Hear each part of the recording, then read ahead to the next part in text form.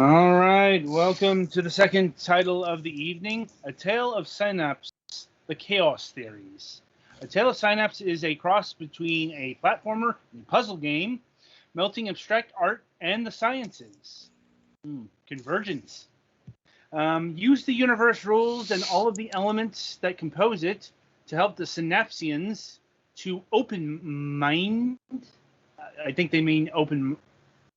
Okay, clearly there's a word missing here. To open-minded. Like I said, this game has been translated from some other language. My guess is on French, but I could be wrong. Fair enough.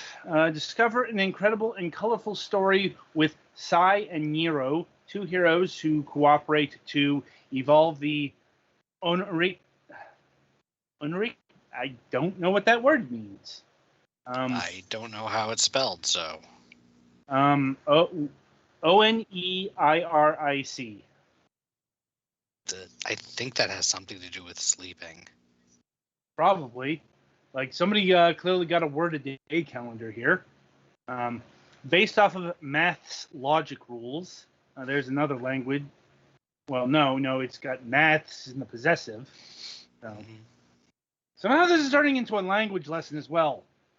Like, the original soundtrack will immerse you in the universe of... okay. I don't exactly know how to pronounce this, but it's a made-up place, so Himedi, however that works. Okay. I think it's like Hemaid, but I'm not certain. Like I said, this one is, okay, you made this up, and I have no pronunciation guide. Again, I think it's French. Right. Are you able to enter this magical land, play alone, or co-op with your friend and develop your synapses to get more competencies, solve puzzles, and fight enemies? Right, so we got the Nintendo Switch version of this. So over to the Galax. So yeah, there's some neat ideas here.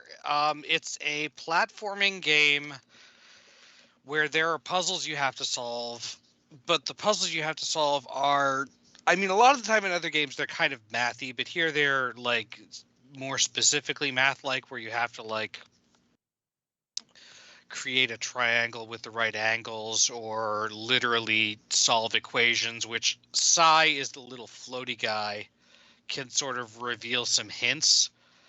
Unfortunately, some of the equation and distribution and stuff things are not super clear exactly how they work. Like, I think sometimes there are some items that count as negative, some items that count as negative numbers when you put them on a scale. Possibly either that or they misplaced a plus or minus. Or there are things that don't actually indicate how much they count as. In general, you play as Nero most of the time, who's the little white guy with a black face that looks kind of like a lemur. He has jumping abilities, and you get a double jump pretty early on, and he can attack the chaos monsters. And Sai is the little glowy fairy thing. I think he's allegedly looks like a jellyfish. And him you can move around freely with the right stick, and that's kind of how you two play. You can also have another person play as him. Unfortunately, my friend was not available to play this week, so I couldn't try it. At first, he can only like pick up and move objects, more or less, in that state, and activate the thing that shows.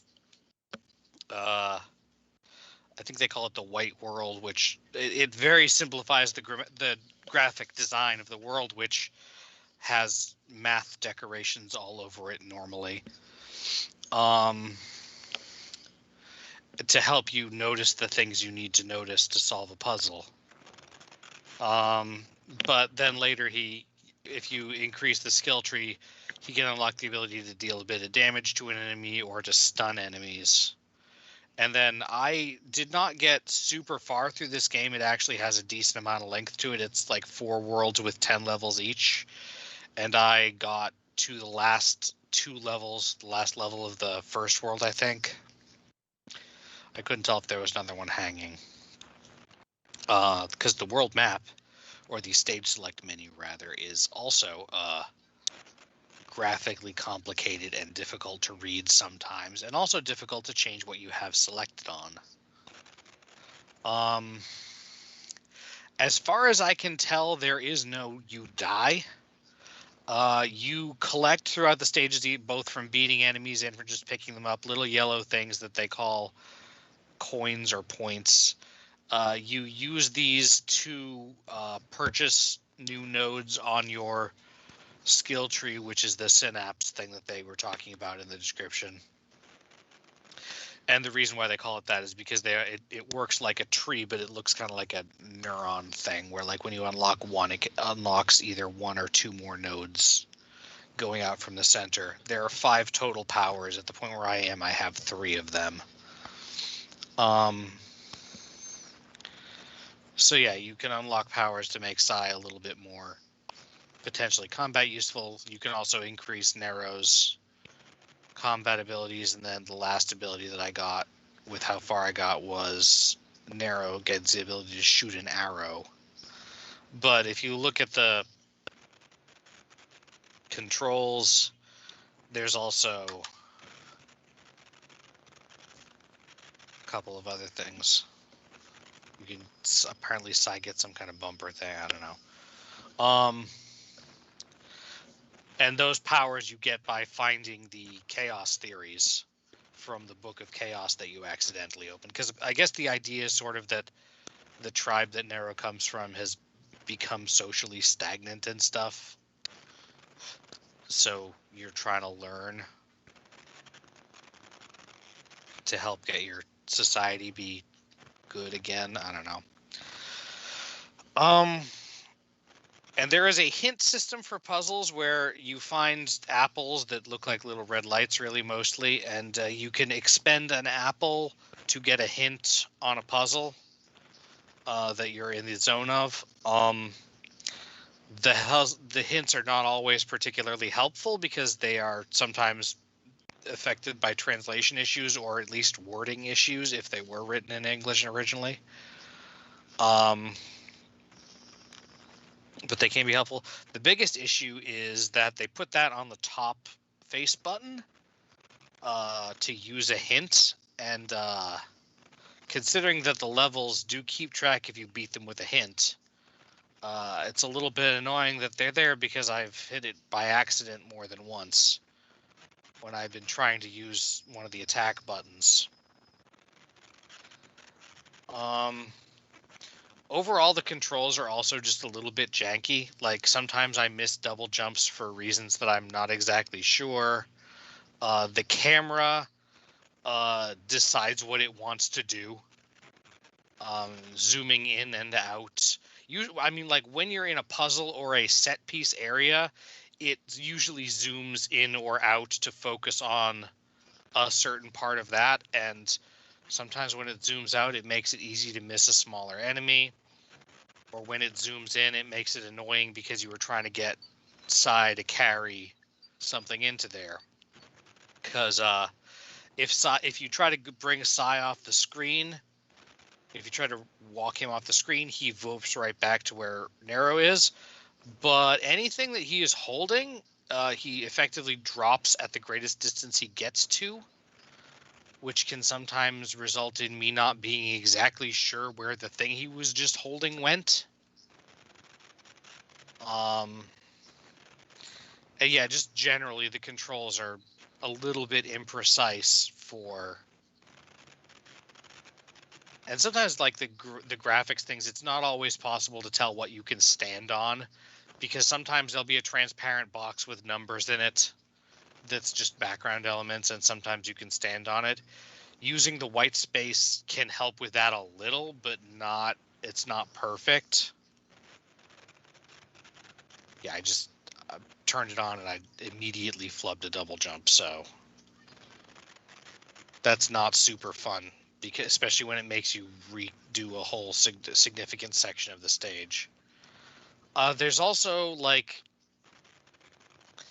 sometimes I have, like, when you beat a level, it tells you which puzzles you solved or missed and stuff. And sometimes I have missed puzzles and been unable to find them again on a revisit. Like, so I couldn't find the puzzle I missed, so I just take my word for it that I somehow missed it. Some of the puzzles are just there, and they're marked by a sign if they are like that. Other ones, there are other members of Narrow's people in the stages that will, like, sort of give you an explanation or at least point out where there is something to do, which can be helpful, I guess. I don't know.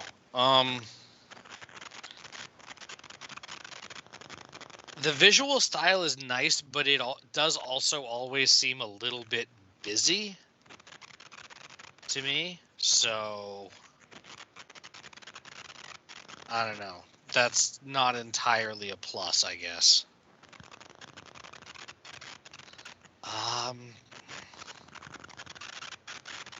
So yeah, I don't know what else. I haven't played with the music on too much, honestly. Okay. Well, I suppose that gets the pricing. $17.99, and that is across both PC and Switch. So for time amount of gameplay there is in the game, that actually seems not too bad. But I can't totally recommend it because the controls are kind of jank, and some of the puzzles don't describe what you're supposed to do as clear. And I'm not too bad at maths. Like, when I got to a puzzle that says it was talking about a distribution in the hint, I knew what it meant. But when I tried to do what I thought that meant, that wasn't the right solution. So I had to tweak it a little bit. For what it's worth, if you don't know the maths, for a lot of the puzzles, you can just trial and error. So, I don't know. That's, right. I guess that's about it.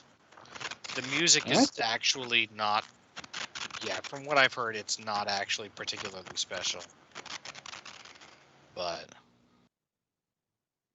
duly noted.